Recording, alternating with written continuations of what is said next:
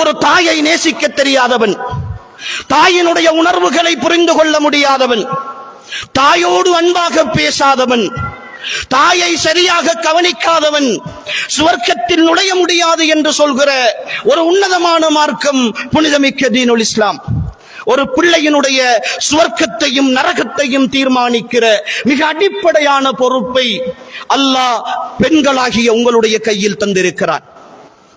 ஒரு பிள்ளையின் மீது நீங்கள் வைக்கிற நேசம், ஒரு பிள்ளையின் மீது நீங்கள் கொண்டிருக்கிற திருப்தி, ஒரு பிள்ளை உங்களின் மீது வைத்திருக்கிற பாசம் அந்த பிள்ளையினுடைய சுவர்க்கத்திற்கான வழியாக அமையும் என்று சொல்கிற அளவுக்கான மிக உன்னதமான பாக்கியத்தை பெற்றவர்கள் நீங்கள். அது மட்டுமல்ல, ஒரு ஆண் வெளியிலே சமுதாயத்தில் வருகிற பொழுது அவன் ஒரு பள்ளியினுடைய தலைவராக இருக்கலாம், ஒரு சமுதாயத்தினுடைய தலைவராக இருக்கலாம், அல்லது ஒரு சமூக சேவை செய்கிறவனாக இருக்கலாம். 4 பேர் அவனை பார்க்கிற பொழுது, வீதியிலே பார்க்கிற பொழுது அவனுக்கு சலாம் சொல்லி மரியாதை செலுத்துகிறவனாக இருக்கலாம். ஏன், பல சபைகளில் நின்று பேசுகிற எங்களை போன்ற மார்க்க அறிஞர்களாக இருக்கலாம், அல்லது எங்களை போன்ற பேச்சாளர்களாக இருக்கலாம். யாராக இருந்தாலும் பேசிவிட்டு போகிற பொழுது இவர் நன்றாக பேசினார், நல்ல விஷயங்கள் சொன்னால் என்று நீங்கள் எல்லோரும் பாராட்டலாம், இகழலாம், புகழலாம். ஆனால் அன்புக்குரியவர்களே, அல்லாஹ்வின் தூதர் ஸல்லல்லாஹு அலைஹி வஸல்லம் அவர்கள் ஒரு மனிதனுடைய சிறப்பு வெற்றி என்பது கைருக்கும் கைருக்கும் லி அஹ்லிஹி, உங்களில் சிறந்தவர் உங்களுடைய மனைவிமாரிடத்தில் சிறந்தவர் என்று பெருமானார் ஸல்லல்லாஹு அலைஹி வஸல்லம் அவர்கள் சொன்னதன் ஊடாக வெளியிலே ஒருவன் ஒரு ஹாஜியாராக, ஒரு ஆலிமாக, ஒரு செல்வந்தனாக, ஒரு சமூக சேவகனாக, ஒரு பெரும் ஆசிரியனாக, எந்த துறையில் அவன் இருந்தாலும் வீட்டுக்குள் நீங்கள் கொடுக்கிற அத்தாட்சி பத்திரம் தான், பெண்களாகிய நீங்கள் கொடுக்கிற சான்றிதழ் தான் ஒரு ஆணினுடைய வெற்றிக்கான காரணம் என்று சொல்கிற மார்க்கம் புனிதமிக்க தீனுல் இஸ்லாம். ஒரு ஆணினுடைய, ஒரு கணவனுடைய சுவர்க்கத்தை, நல்ல தன்மையை, பண்பாட்டை தீர்மானிக்கின்ற உன்னதமான பொறுப்பை இஸ்லாம் உங்களுடைய கையில் தான் தந்திருக்கிறது. அன்புக்குரிய சகோதரிகளே, அவ்வளவு கண்ணியப்படுத்துகிற மார்க்கம் இஸ்லாம் உங்களை, அவ்வளவு உயர்த்தி பிடிக்கிறது இந்த புனிதமிக்க தீனுல் இஸ்லாம் உங்களை. வருமனே பெண்ணாக இவள் இருக்கிறாள், இவளுக்கென்று சில சட்டங்களை போட்டுவிட்டு இவளை எப்படியாவது அடிமைப்படுத்தி விட்டு இவள் விரும்புகிற விதத்தில் வாழ விடாமல் தடுத்து விடுவோம் என்று சொல்லி வெறுமனே சாட்டுப்போக்கோடு கடந்து போகிற மார்க்கம் அல்ல இந்த மார்க்கம். மாதவிடாய் காலத்தில் கூட அவர்கள் மாதம் வந்துவிட்டால் தீட்டு ஏற்பட்டு விட்டது என்று தனிமையில் ஒதுக்கி வைத்திருந்த ஒரு சமுதாய சூழலில் இருந்து அவர்கள் வணக்க வழிபாடுகளில் மட்டும்தான் விதிவிலக்கு அளிக்கப்படுகிறார்கள். இந்த சமூக நடவடிக்கைகளில் அவர்கள் எதிலும் ஈடுபடலாம் என்ற மிக தெளிவான வரையறுத்த சட்டத்தை சொன்ன மார்க்கம் புனிதமிக்க தீனுல் இஸ்லாம்.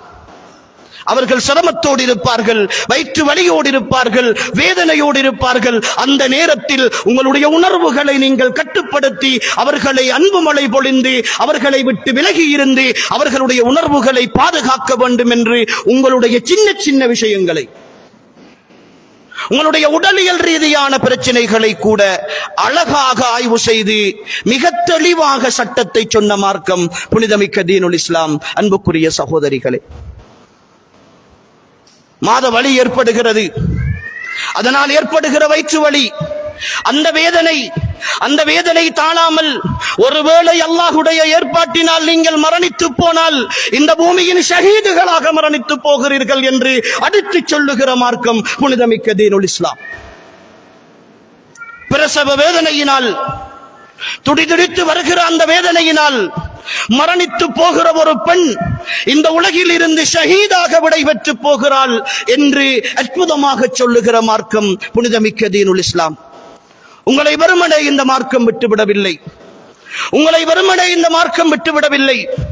கணவனுக்கு பணிவிடை செய்வதால், வீட்டு வேலைகள் செய்வதால் உங்களால் சுன்னத்தான வணக்க வழிபாடுகளில் ஈடுபட முடியவில்லை என்றால், முகரு தொழுதுவிட்டு கடமையை முடித்துவிட்டு வெளியிலே போன என்னுடைய கணவன், பாடசாலைக்கு போன என்னுடைய பிள்ளை வீட்டுக்கு வருவார், அவருக்கு நான் சாப்பாடு கொடுக்க வேண்டும், அவரை கவனிக்க வேண்டும் என்கிற தூய எண்ணத்தோடு உங்களுடைய வேலைகளை செய்வீர்களாக இருந்தால் அத்தனை சுன்னத்துகளுடைய நன்மைகளும் உங்களுக்கு கிடைக்கும் என்று சொல்லுகிற மார்க்கம் புனிதமிக்க தீனுல் இஸ்லாம்.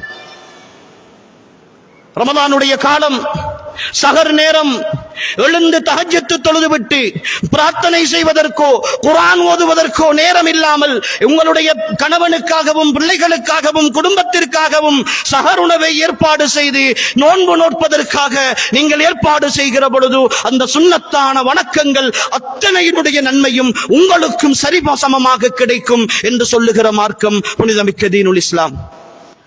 உங்களை எதிலும் விட்டுவிடவில்லை இந்த மார்க்கம். உங்களுடைய ஒவ்வொரு செயற்பாடுகளும் தூய்மையாக இருக்கிற பொழுது அத்தனையையும் பார்க்கிறது, உங்களை கண்ணியவான்களாக நோக்குகிறது. இந்த உலகின் அத்தனை அம்சங்களிலும் உங்களுக்கு சரிசமமான பங்கிருக்கிறது என்று சொல்கிறது.